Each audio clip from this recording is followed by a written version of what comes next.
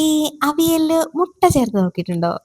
ഇന്ന് എനിക്ക് അവിയല് കഴിക്കാൻ ഭയങ്കര ആഗ്രഹം. എന്നാലാണെങ്കില് അധികം പച്ചക്കറികളൊന്നും ഇല്ല. അപ്പൊ ഉള്ളത് കൊണ്ട് ഓണം പോലെന്ന് കരുതിയിട്ട് കുറച്ച് പച്ചക്കറികളൊക്കെ അരിഞ്ഞ് നോക്കിയപ്പോഴും മുട്ട 2 കയ്യിലുണ്ട്. അപ്പൊ ഞാൻ വിചാരിച്ചു ഇതിനകത്തോട്ട് ഇട്ട് നോക്കിയാലോ?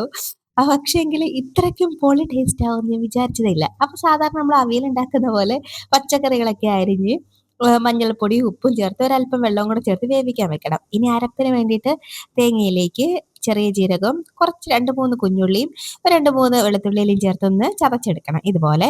ഇനി ആ വെന്ത് വന്ന പച്ചക്കറിയിലോട്ട് നമ്മള് മുട്ട പുഴുങ്ങിയത് നീളത്തിൽ അരിഞ്ഞതാണ് കേട്ടോ.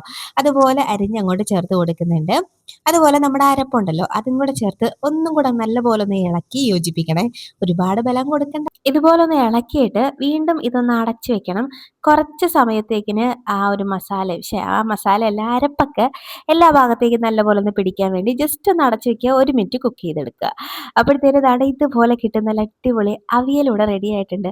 ഇനി നമ്മുടെ കുറച്ച് പച്ച വെളിച്ചെണ്ണ കൂടെ മേളിലോട്ട് അങ്ങോട്ട് ഒഴിക്കുമ്പോഴേക്കും ആവൂ നല്ലൊരു മണം അങ്ങോട്ട് വന്നു തുടങ്ങും. അപ്പൊ അത്രേ ഉള്ള സംഭവം. ഈ അവിയലിലേക്ക് മുട്ട ചേർത്ത് അയ്യേ എന്നൊന്നും ആരും പറയാൻ നിൽക്കണ്ട. സംഭവം പൊളിയാണോ? പിന്നെ അടിപൊളിയാണ്. നല്ല ഹെൽത്തിയും ആണല്ലോ. നമ്മൾ അധികം ആവശ്യമില്ലാത്ത സാധനങ്ങളൊന്നും ചേർക്കുന്നില്ല. ഹെൽത്തി ആയിട്ടുള്ള ഐറ്റംസ് മാത്രമേ ഉള്ളൂ. അപ്പൊ എങ്ങനാ? ട്രൈ ആക്കല്ലേ?